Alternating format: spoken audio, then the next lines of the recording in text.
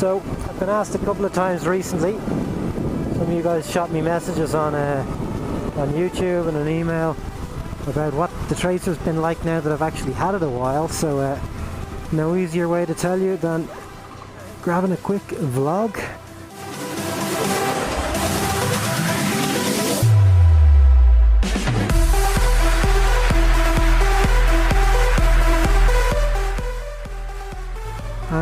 Tracer's been around a while now. We are into August 2015, so I have it now, I don't know, maybe 3 or 4 months, and have had a chance to do a little bit of everything on this bike by now. So I've been using it for going out with some friends, for a bit of road riding, a bit of commuting in and out of the city centre. I go in and out there a couple of times a week. What else have I done on it? I've done a 2-week trip around Central Europe and did about 2,500 kilometers there. That was great. And did a track day. Did a video on YouTube on that if you're interested. It was great fun. And a little bit of everything. Oh, and a bit of two up with herself as well. Travelling down to meet some relatives a couple of times. So had a chance to kind of experience it, and on the whole, I still like it. So if you're watching this, you're probably wondering what's not to like if you're to go and get one. You've read all the blurb online, you know that it's a very high spec bike for the price, and it's some fresh stone, and that it's got its traction control and ABS, and you probably know all of that because everyone will tell you that. So 6,500 kilometers in, what do I not like? What have I changed? What would I like to change? If you're going to ride on the Tracer 2 Up, you're going to need to do something about the ground clearance, either sort out the preload on the shock or take off the main stand, but you are going to have to do something. Just this morning I went into the city centre with my other half, who by the way is not a particularly heavy small lady. She's probably, well, I'm guessing here, but she's probably a little bit south of 50 kilograms if I had to have a guess, so relatively small.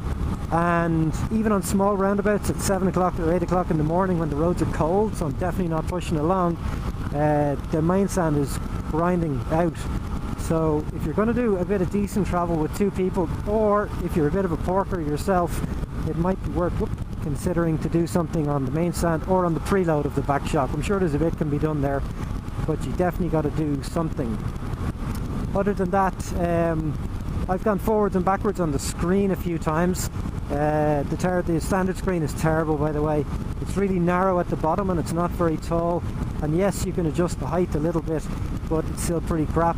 Whether it's up or down, the wind is in your face. So I bought a tall screen, 50 centimeters tall, and that was made by Air Max, and it made things better. If you weren't going to go over 60 miles an hour, it was very good.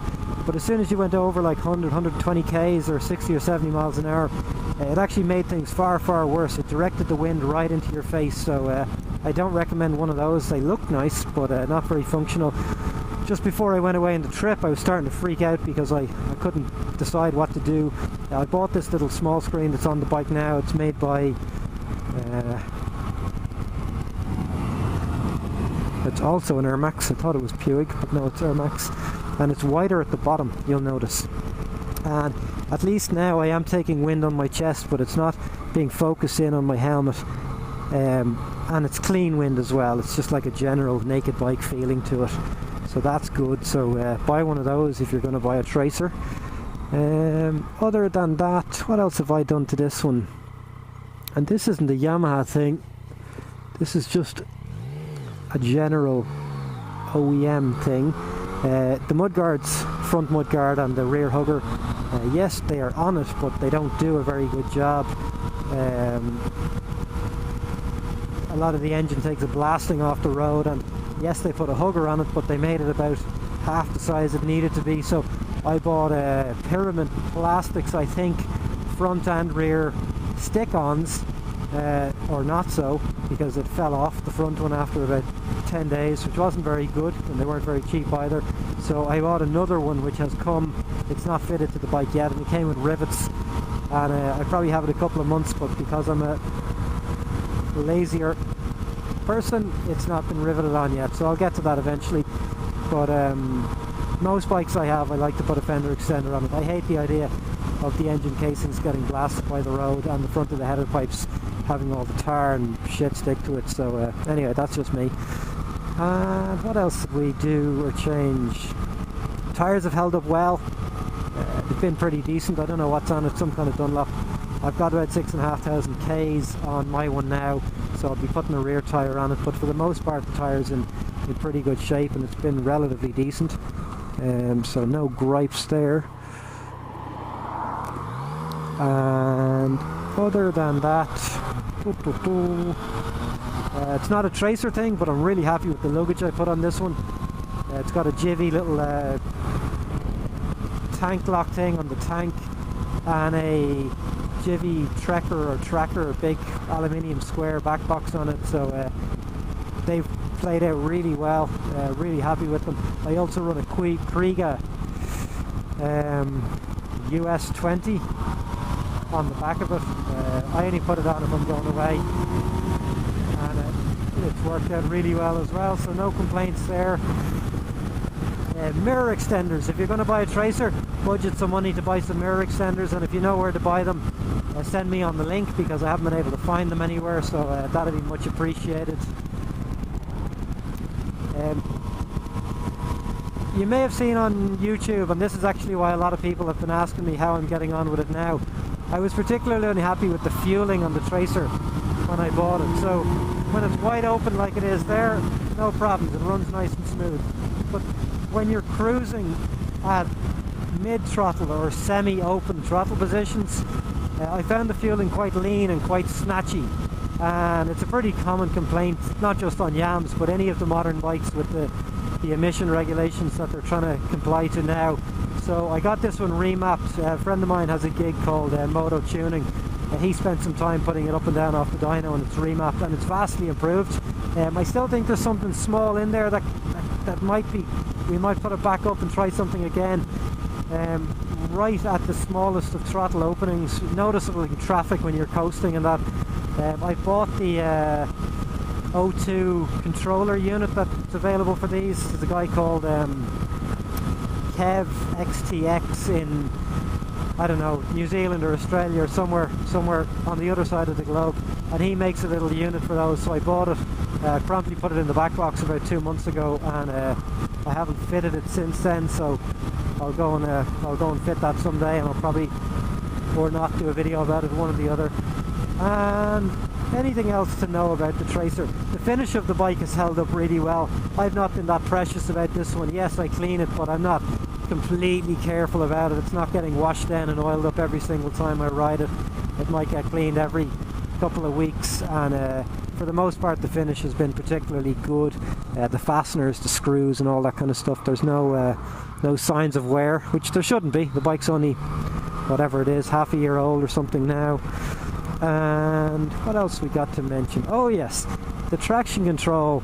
And I don't think this is a tracer thing. Certainly most or all Yams and a lot of other models. It's a bit of a meal to turn it off. If I can find somewhere to pull over, I'll show you how you do it.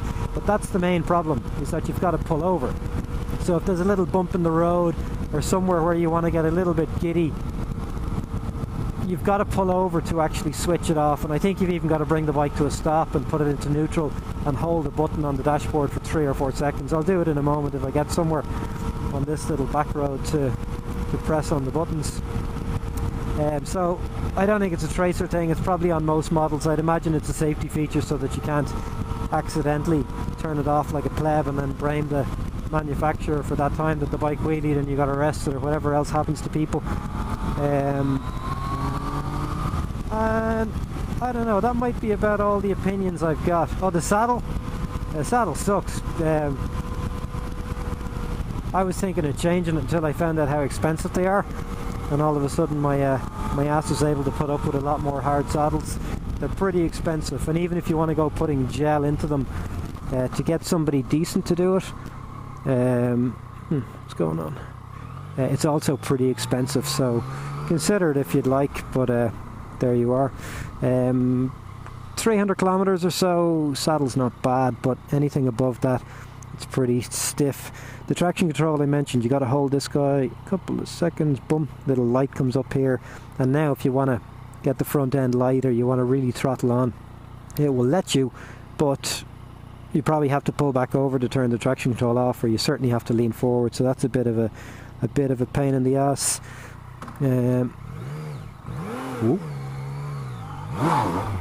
Whoop. And what else we got to talk about? That's not a tracer thing. You see this thing on the handlebar here? That is a RAM mount. I can't remember which one for the GPS, but I thought I'd be clever and a bit of a cheapo and try and mount my iPhone 6 up here and use the Google Maps on it. And well, not even to be a cheapo. Personally, I prefer Google Maps. You're on holidays and you can find hotels and whatever else.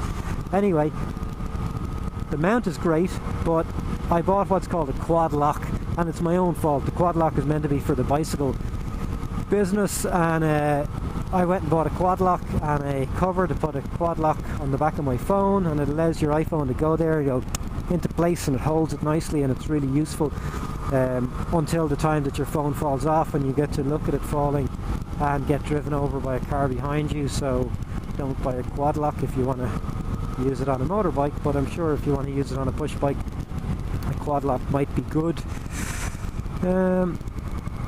Other than that, what are my plans for the Tracer? If I wasn't in the middle of building a new house, I'd probably splash out on a pipe, and I feel a bit sad that I still have no pipe on my bike, but anyway, it's a pipe or a couch or a pipe or a TV or a pipe or a toilet, so I won't be getting a pipe. And that's about it. You're thinking of buying a Tracer? I know I might sound like a whinge bag complaining about stuff, but they're all small little gripes and everyone will tell you what's good, but I'm trying to let you know what it's like having lived with it for a little while, give you a bit of an insight. Is there any major problems, which there's clearly not. A couple of minor gripes that I've got, all of which can be worked around or can be lived with. And then again, for the price point of this bike, as you well know, it's extremely well priced for what you're getting as a mini tourer. So would I recommend one? Yes, I would. Will I buy another one? No. Going to get something a bit more exotic next time, something European. I'm not sure which one, but it'll be orange or red the next time. But I think the Tracer will probably see me somewhere into mid next year, and hopefully all stays going well until then. If you like the video, guys, I try to put up some videos for the shop channel, that's allmoto.ie, so do me a favour and hit subscribe on the channel, and I'll talk to you soon.